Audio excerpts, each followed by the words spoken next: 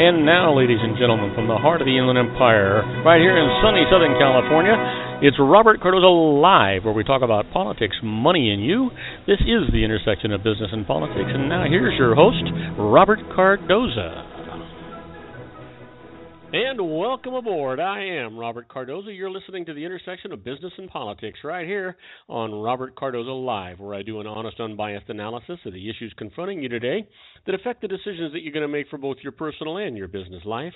I come to you every single Monday through Friday from 4 p.m. to 6 p.m. Pacific Time on Spreaker Radio, Blog Talk Radio, MyCast Live Radio, and countless terrestrial stations worldwide. I also broadcast on Roar 1776 Radio every Friday from 4 p.m. to 6 p.m. Pacific Time. Please follow me on Facebook, Twitter, LinkedIn, Google+, and YouTube, where you can listen to all of my shows 24/7. Go to my website at www.robertcardozalive.com for archives of both my radio and television shows. You can also access my show live right from my website each day, simply by clicking on the icon labeled Listen Live. Email me at robertcardozalive@gmail.com, where I get all the emails I deal with here on the show. And you can call into my show if you just want to comment or engage me in conversation about anything. That's okay. You can dial directly into the studio at 646-652-2464. Again, that number is 646-652-2464. Now, on today's show, we're going to discuss what's in the news, new legislation, the IRS loses, and I'm going to answer your emails just like I always do. Today, my expert contributor is John Matthews with his Conservative Syndicate, and my special guest, Sean LaFave, and he's going to continue his series, The Geared for Wellness Corner. But I want you to know that right now at 4:02 p.m. Pacific Time, it is currently 67 degrees here in the heart of the Inland Empire in sunny Southern California. That's on its way down to 52 degrees. But you know what? Let's get in and give you a encapsulated view of the news, what's going on today in the world, so you can talk to your friends, your neighbors, the people you work with, work for, and just anybody, and they'll know that you know what's going on in the world. Well, today, American and Italian hostages were killed in a U.S. drone strike. Blaming the fog of war, President Barack Obama today revealed today that U.S. drone strikes in Pakistan inadvertently killed an American and an Italian, two hostages held by al-Qaeda, as well as two other Americans who had leadership roles with the terror network. Obama somberly said he took full responsibility for the January CIA strikes and regretted the deaths of hostages Warren Weinstein of Rockville, Maryland, and Giovanni Loporto, an Italian aid worker. The president cast the incident as a tragic consequence of the special difficulties of the fight against terrorists. The incident is likely to spark fresh scrutiny of Obama's frequent use of drones to target terrorists and his pledge to strike only when there is near certainty that no civilians will be harmed. Weinstein, who was captured as he neared the end of a contract assignment with the United States Agency for International Development, and Loporto were killed during a drone strike against an al-Qaeda compound in Pakistan near the Afghan border. U.S. officials said the compound was targeted because intelligence showed it was frequented by al-Qaeda leaders. That same intelligence offered no indication the hostages were there, the officials said. Ahmad Farouk, a dual U.S. Pakistani national who was an al-Qaeda operations leader in Pakistan, was killed in the strike along with a small number of members of the terror organization. The officials said Adam Gadan, an American who served as al-Qaeda spokesman, was killed in a separate strike on a second compound. It is a cruel and bitter truth that in the fog of war generally, and in our fight against terrorists specifically, mistakes, sometimes deadly mistakes, can occur, Obama said at the White House. It's a sad day. But, any time you're in war, it's a sad day, I think. I think that's really what's going on, right? Well, here it is. Finally, I can't believe it. Loretta Lynn wins confirmation as Attorney General. The very first black woman Attorney General in the history of the United States. Loretta Lynn won confirmation as the nation's first black female Attorney General today from a Senate that forced her to wait more than 5 months for the title and remain divided to the end. The 56-43 vote installs Lynch, now U.S. Attorney for the Eastern District of New York, at the Justice Department to replace Eric Holder. Holder has served in the job throughout the Obama administration, becoming a lightning rod for conservatives who perceived him as overly political and liberal, and even getting held in contempt of Congress. Lynch, 55, is seen as a nonsense prosecutor and his wide law enforcement support. The issue that tore into her support with Republicans was immigration and her refusal to denounce President Barack Obama's executive actions limiting deportations for millions of people living illegally in this country. Questioned on the issue at her confirmation hearing in January, she said she believed Obama's actions were reasonable and lawful. Democrats angrily criticized Republicans for using the issue against her, saying the executive branch nominee could not be expected to disagree strongly with the president who appointed her, but Republicans were unapologetic. You know what? But I think there's cause to celebrate. At least she is now there. I think that the right thing has happened. I just think too much time has taken for that to take place. Well, few vets are getting care through the $10 billion VA program, a new program that was supposed to get patients off waiting lists at Veterans Affairs medical centers by letting them switch to private sector doctors, is proving to be an even bigger disappointment than initially thought. The Veterans Choice Program launched on November the 5th with $10 billion in funding and the expectation that it would instantly relieve blockages at VA hospitals and clinics. But after a hurried rollout that has led to confusion as to exactly who's eligible and what they need to do to coordinate treatment, officials now say only 37,648 medical appointments have been made through April the 11th. That figure represents only a tiny fraction of eligible patients. The choice plan is supposed to be open to patients who live more than 40 miles from a VA hospital or clinic who have been told they would have to wait more than 30 days for VA care. As of April the 1st, there were nearly 432,000 appointments pending in the VA scheduling system involving a wait that long. VA leaders have previously acknowledged that few vets were successfully using the choice program, but the new statistic came as a surprise. As of mid-March, officials were saying that more than 45,000 appointments had been completed and that participation had been rising.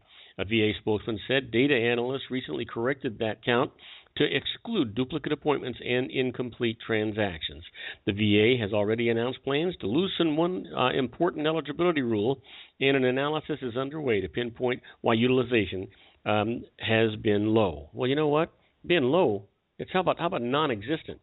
Why is it that the people that give up their lives for us to have freedom in this country can't be taken care of after they've made these horrendous sacrifices on our behalf? I don't understand it. Maybe you can explain it to me. Nobody else seems to be able to. Now, don't go away. When we come back, we're going to talk about the rough ride. A lawyer says a fatally injured arrestee lacked a belt. Well, we'll talk about that right after these brief messages. Don't go away. If you want to increase your client base and sales, then consider this, the Relationship Building Network at RBN. Given the current economic conditions and challenges, we all need to work smarter, make smarter decisions, invest our hard-earned dollars where it'll yield the best return for our investment. Many business professionals claim that the most effective networking group in Orange County is RBN. No other networking group or organization can offer what RBN offers. Make every year your best year. Join RBN and start reaping the benefits today. You know, nearly 3,000 businesses have joined RBN and experienced those benefits. Why join RBN? It's one group. It's one membership. It's no renewals. It's all through Orange County. RBN is a freestyle networking group. No mandatory attendance, no restrictions, no rules, and no penalties. Call them at 949-830-5776 or go to their website at rbninfo.com. That's 949-830-5776. If you've ever dreamed of having your own business to make your life secure, you know Water's Edge Wineries might be just the ticket. In 2004, their founder, Ken Lineberger, created the first winery franchise in California. It was a new concept with all of the functionality of a traditional winery, but without the vineyards. They purchase high-quality grape must from one of the largest winemaking companies in the world. Then they craft each wine carefully and bottle it right at their location. The winery was built to satisfy consumer demand for wine by the bottle and by the glass, but still kept the element of allowing customers to bottle their own custom vintage. Now, they're opening urban wineries across the United States under the brand Water's Edge Wineries. If you've ever dreamed of owning your own winery, it may be in reach right now through Water's Edge Wineries. Just give them a call at 909-468-9463, extension 700. That's Water's Edge Wineries, 909-468-9463. Have you ever found yourself caught between a rock and a hard place? The law offices of Blomberg, Benson, and Garrett might be just the answer for you.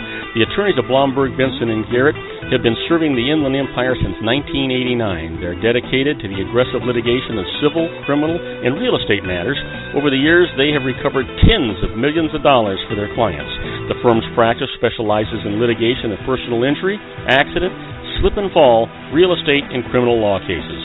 The firm provides clients with the care, accuracy, and dedication of experienced attorneys. Blomberg, Benson & Garrett is located at 10300 4th Street, Suite 150 in Rancho Cucamonga, California. They've been providing the Inland Empire residents with outstanding legal services for over 25 years. They look forward to providing you with aggressive legal representation. Call them at 909-945-5000, where you can talk to a person, not a machine. That's 909-945-5000, the law offices of Blomberg, Benson, and Garrett. And now let's get back to our show where we talk about politics, money, and you.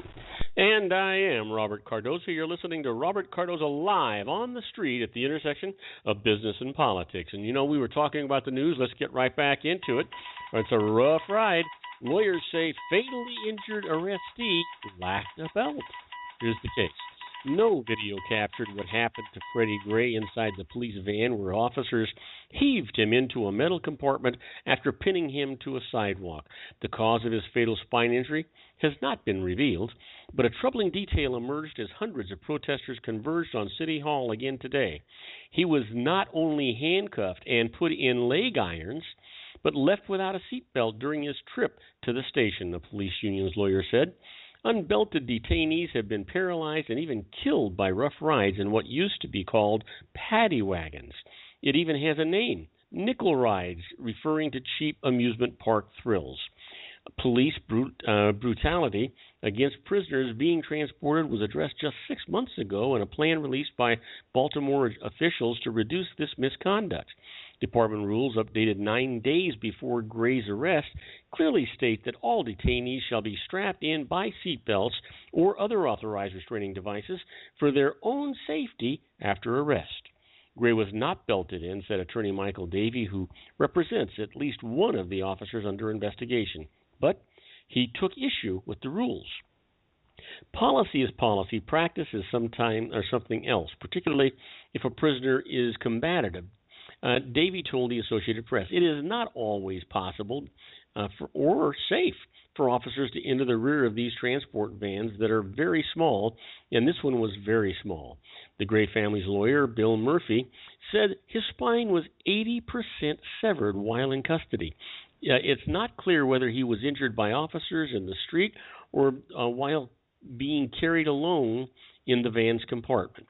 But if it happened on the way to the station, it wouldn't be the first such injury in Baltimore.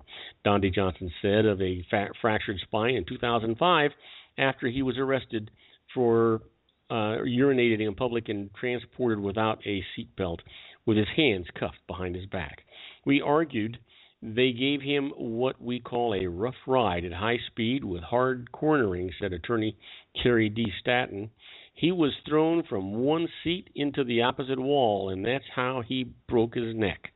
Station obtained a $7.4 million judgment for the family, later reduced to the legal cap of $200,000. It also has happened in Philadelphia, where police in 2001 barred transportation of prisoners without padding or belts after the Philadelphia Inquirer reported that the city had paid $2.3 million to settle lawsuits over intentionally rough rides, which permanently paralyzed 2 people. Gray fled on foot and was captured on April the 12th after an officer made eye contact with him outside a public housing complex, police said. Video